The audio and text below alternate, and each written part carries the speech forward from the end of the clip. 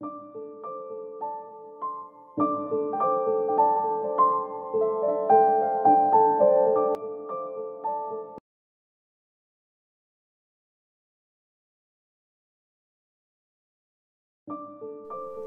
pembantu di keluarga kaya, ia suruh anaknya makan di kamar mandi saat majikannya tahu hal ini yang ia dapatkan. Seorang hartawan mengundang pembantu wanitanya untuk menghadiri jamuan makan malam bersama di rumah mewahnya. Ia juga berpesan pada pembantunya itu agar sekalian mengajak anaknya. Tapi tak disangka, karena wanita pembantu itu merasa dirinya tidak pantas makan bersama dengan orang-orang kalangan atas, justru membawa perubahan besar pada anaknya sejak itu. Ada seorang ibu muda yang merupakan orang tua tunggal yang membesarkan anaknya. Ia bekerja sebagai pembantu rumah tangga di rumah orang yang kaya raya. Dia kerja di rumah tersebut dari pagi hingga petang hari dan pulang di malam hari, melewati hari-hari bersama dengan putranya yang berusia 4 tahun. Setelah tuannya tahu kondisinya, sang tuan mengosongkan satu kamar untuknya dan anaknya. "Bawalah putramu ke sini, mulai hari ini kalian tinggal di sini saja," kata tuannya. Tapi si pembantu menolak dengan sopan. "Terima kasih tuan, tidak tuan, saya tidak mau merepotkan keluarga tuan." Mendengar penolakannya, sang tuan pun tidak memaksa, dan hal itu pun berlalu. Sebenarnya, si pembantu khawatir perbedaan si miskin dan si kaya yang mencolok akan berpengaruh pada anaknya. Pembantu juga mempertimbangkan satu hal. Rumah majikannya sangat besar, ada banyak kamar mandi saja ada puluhan. Bahkan kamar mandi paling kecil jauh lebih besar dari rumahnya sendiri. Ia khawatir putranya yang baru berusia 4 tahun akan merasakan perbedaan yang sangat besar bila ikut tinggal di dalamnya, dan ini akan mempengaruhi perkembangannya nanti. Suatu hari, majikannya akan mengadakan pesta di rumah. Banyak sekali tamu yang diundang, hingga kekurangan pekerja untuk melayani. Akhirnya ia meminta si pembantu, memintanya untuk pulang agak telat malam itu. Pembantunya mengiyakan, hanya saja ia khawatir dengan anaknya yang akan merasa takut sendirian tanpanya di malam hari. Mengetahui hal itu, majikannya menyuruhnya menjemput anaknya ke rumahnya dan makan bersama dengan para tamu.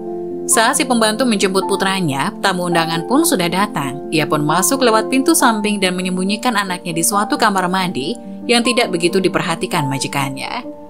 Kemudian ia mengambil piring di dapur dan menyajikan sosis dan roti yang sengaja dibelinya untuk putranya saat perjalanan pulang tadi.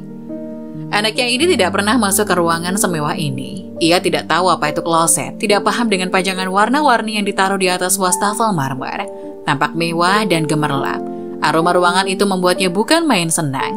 Si pembantu mengatakan kepada anaknya, "Ibu mengajakmu ke pesta ini, tapi kamu tidak boleh makan dan duduk bersama dengan orang-orang dewasa di sana karena kamu masih kecil.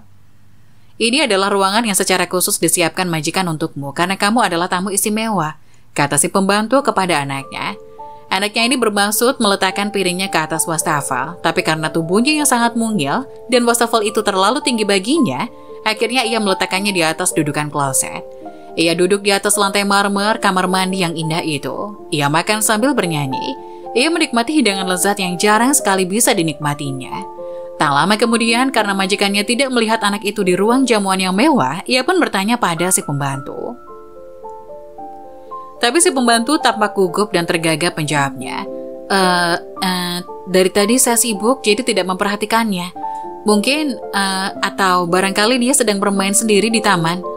Sang majikan sepertinya mengerti sesuatu. Ia meninggalkan ruang utama pesta, mencari anak itu di mana-mana, hingga akhirnya menemukan anak itu di kamar mandi sambil bernyanyi di toilet.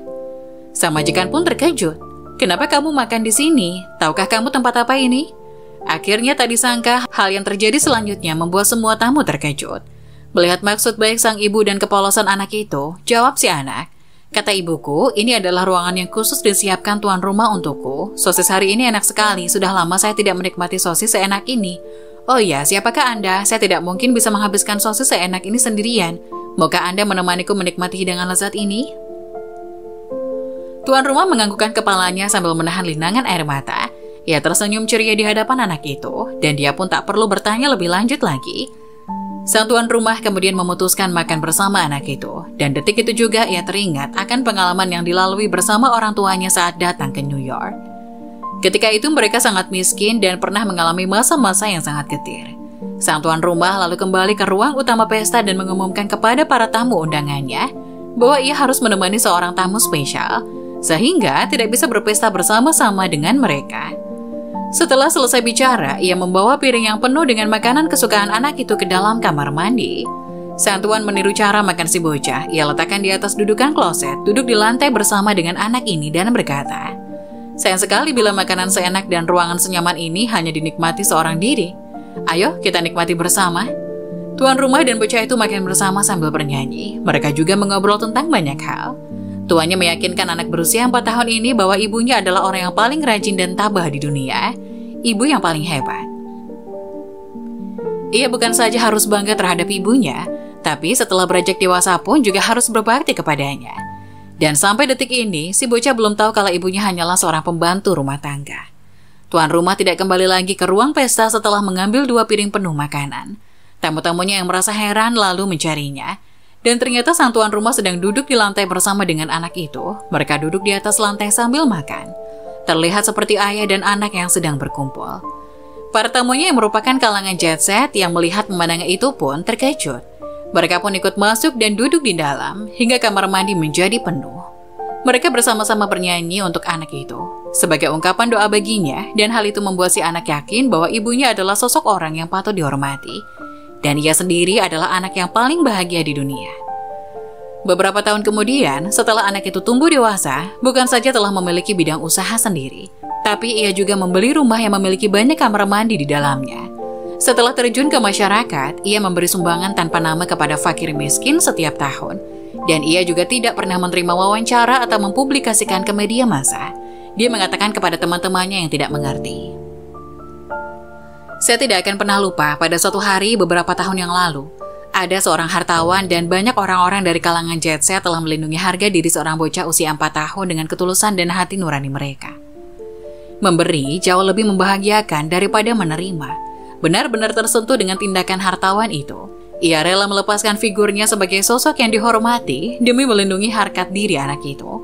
Yang membuat seseorang dihormati bukan karena kaya atau tidak, tapi rela mengorbankan diri untuk orang lain. Sekeping hati yang tulus menunjukkan perhatian dan memikirkan perasaan anak-anak, bisa mengubah nasib dan masa depan anak itu, dan membuat orang-orang bisa melihat sisi indah dari sifat manusia."